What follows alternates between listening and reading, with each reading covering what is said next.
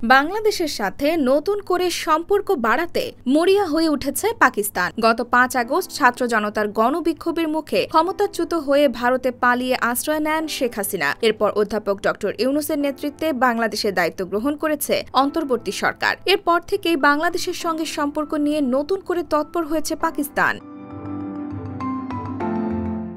দেশটির বর্তমান রাজনৈতিক পরিস্থিতিতে বাংলাদেশের সঙ্গে সম্পর্ক পুনঃস্থাপনে পাকিস্তানে উচ্চ পর্যায়ে কিছু বৈঠক করা হচ্ছে। এসব বৈঠকে পাক প্রধানমন্ত্রী শাহবাজ শরীফ নিজেই নেতৃত্ব দিচ্ছেন। বাংলাদেশের সঙ্গে সম্পর্ক নিয়ে ইতিমধ্যে রোডম্যাপ ও কৌশলপত্র প্রস্তুত করে ফেলেছে পাকিস্তান। সোমবার পাকিস্তানের সংবাদ মাধ্যম এক্সপ্রেস ট্রিবিউন এ তথ্য জানিয়েছে।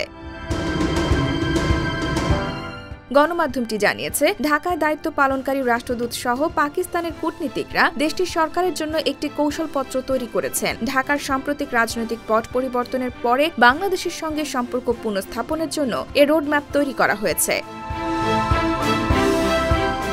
প্রতিবেদনে আরও বলা হয়েছে, বাংলাদেশের সঙ্গে সম্পর্ক কিভাবে উন্নয়ন ঘটানো যায় সে কৌশল নিয়ে আলোচনা করতে বাংলাদেশে অতীতে দায়িত্ব পালন করা পাকিস্তানের সাবেক হাইকমিশনার এবং অবসরপ্রাপ্ত অন্যান্য কূটনীতিকদের আমন্ত্রণ জানিয়েছেন শাহবাজ শরীফ।